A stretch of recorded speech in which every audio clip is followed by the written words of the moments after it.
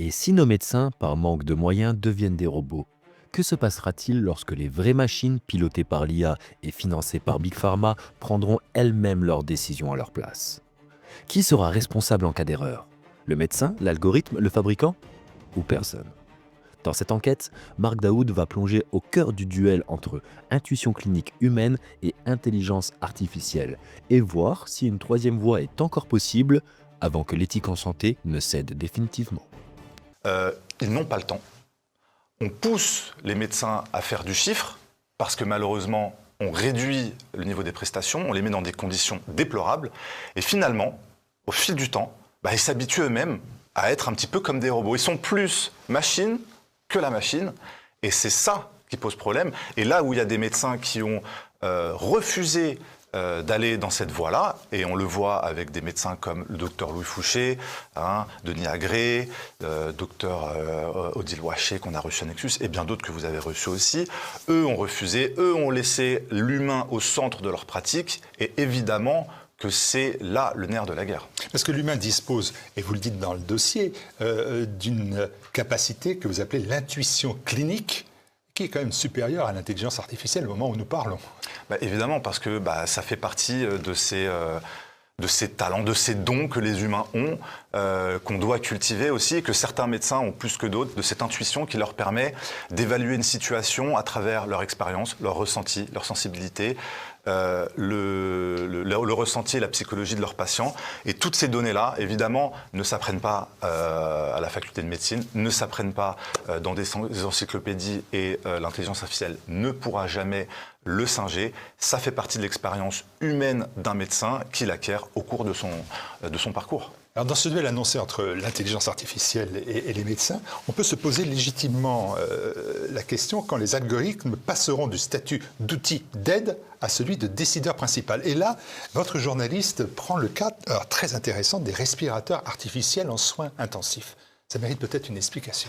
C'est vrai qu'on voit que sur plusieurs outils, dont les respirateurs et d'autres, l'intelligence artificielle a cette capacité de pouvoir plus qu'orienter, voire peut-être prendre des décisions, aider le médecin avec sa capacité d'agréger un nombre de données incommensurables que l'humain ne peut pas en quelques secondes. Donc c'est vrai que sur ces outils, de manière très précise, l'intelligence artificielle, si elle est bien accompagnée derrière avec un humain, peut être un outil extrêmement utile, si tant est qu'on ne laisse pas l'intelligence artificielle remplacer l'humain. Oui. On va garder l'exemple de ces respirateurs adaptatifs. Ils optimisent, vous venez de le dire, tous les paramètres complexes et ils le font, elle le fait en temps réel. En temps réel, oui. Mais il ne reste pas moins que confier des décisions qui sont des décisions vitales à un algorithme pose quand même des problèmes éthiques, mais aussi juridiques majeurs. En l'état, la responsabilité pénale, elle incombe toujours au médecin. Qui est responsable dans le cas d'une erreur ? Est-ce que c'est le fabricant du logiciel qui peut-être a un bug ou a mal configuré son matériel ? Est-ce que c'est l'équipe de soins qui peut-être a mal paramétré ? Est-ce que c'est le médecin qui peut-être s'est trop reposé sur l'outil ? Et c'est là où vont se poser des problèmes juridiques forts. C'est qu'en cas de problème, qui est responsable ?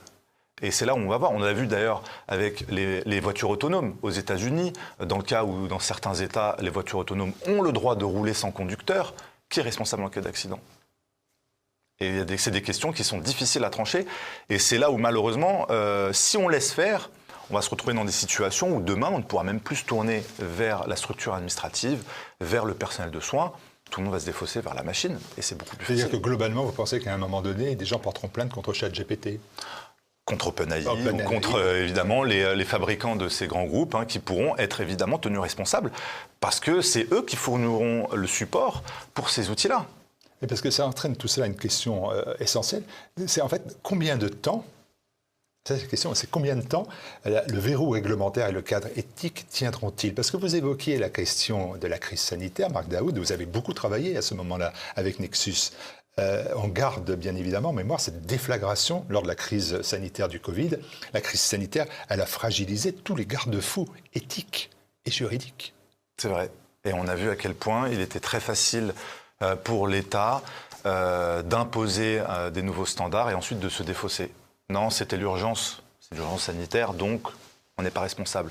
D'ailleurs, les grands groupes pharmaceutiques ont réussi quand même au préalable à signer leur déresponsabilisation. Non, on fabrique un produit, mais c'est l'urgence qui nous l'a imposé, et donc nous, on ne peut pas être tenu responsable. On le voit aujourd'hui avec les victimes de ces produits-là, qui tentent tant bien que mal d'obtenir, leur reconnaissance, voire parfois des indemnisations, et c'est très compliqué, aux États-Unis aussi. Donc effectivement, la question est plus que légitime, et cette question d'éthique et de responsabilisation juridique n'est pas encore tranchée. Et on voit que ces grands groupes arrivent à se déresponsabiliser. On peut penser qu'OpenAI pourrait, elle aussi, se mettre dans les conditions de déresponsabilisation. Sous-entendu, tout ce que je dis n'est pas de ma responsabilité, mais de celle qui l'utilise.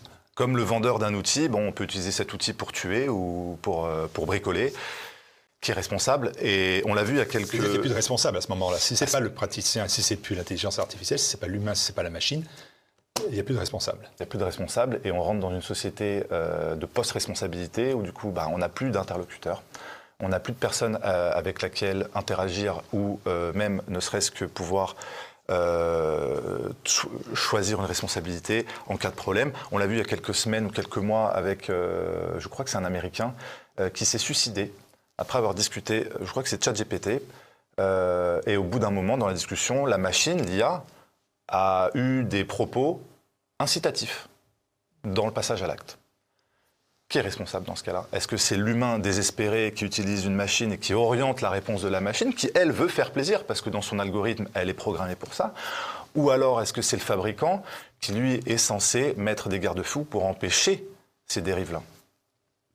Votre dossier plaide, et c'est un peu une surprise au final, pour un statut hybride, c'est-à-dire une alliance entre l'intelligence et l'intuition humaine, entre l'IA et l'humain, entre d'une part le progrès et d'autre part l'intelligence artificielle. On se dit qu'une troisième voie est possible, parce qu'évidemment, un retour en arrière est difficile dans notre monde. Et on pourrait avoir envie de revenir à l'avant-intelligence artificielle avec un monde où l'humain prédomine. Évidemment que c'est la meilleure solution. Néanmoins, dans la configuration actuelle, on voit qu'on doit être réaliste, et la voie du tout numérique est un piège, et la voie utopique, malheureusement, du sans numérique n'est pas possible. Peut-être qu'une troisième voie est possible, elle est très difficile à protéger, parce que malheureusement, je pense que l'un des pièges de l'industrie pharmaceutique et du big data, ce sera de nous faire croire à cet IA washing. Ne vous inquiétez pas, on va vous donner une IA éthique, on va vous donner un outil qui va mettre plus d'humain dans l'humain, alors que finalement, ils seront là pour remplacer l'humain. Mais si nous, en tant que citoyens, en tant que médias alternatifs, qui pouvons donner la parole à des médecins, des vrais médecins qui font leur travail, des médecins qui sortent du dogme. Si on permet aux citoyens de s'approprier librement, et il faudrait que ce soit open source, et c'est là où tout l'enjeu réside, si on pouvait librement utiliser ces outils-là, les intégrer dans un parcours de soins, on va dire, complet, et que ce soit uniquement un outil d'aide à l'analyse et à la prise de décision, mais que l'humain reste et ait les moyens de rester au centre du parcours de soins et au centre de la décision, je pense qu'on pourra gagner. En résumé, nous sommes à un carrefour décisif. Soit nous acceptons la déshumanisation progressive de la médecine, où l'algorithme décidera à la place du médecin, soit nous choisissons de défendre ce qui fait la singularité du soin: l'intuition clinique, l'expérience, le ressenti humain. Si l'IA devient décideur principal, les questions éthiques et juridiques poseront problème, car plus personne n'assumera ses responsabilités. Alors à nous, citoyens, soignants, patients, de porter cette troisième voie, une alliance exigeante entre IA et humain, où la technologie assiste, mais où l'humain, quant à lui, reste et restera toujours au centre de la décision médicale.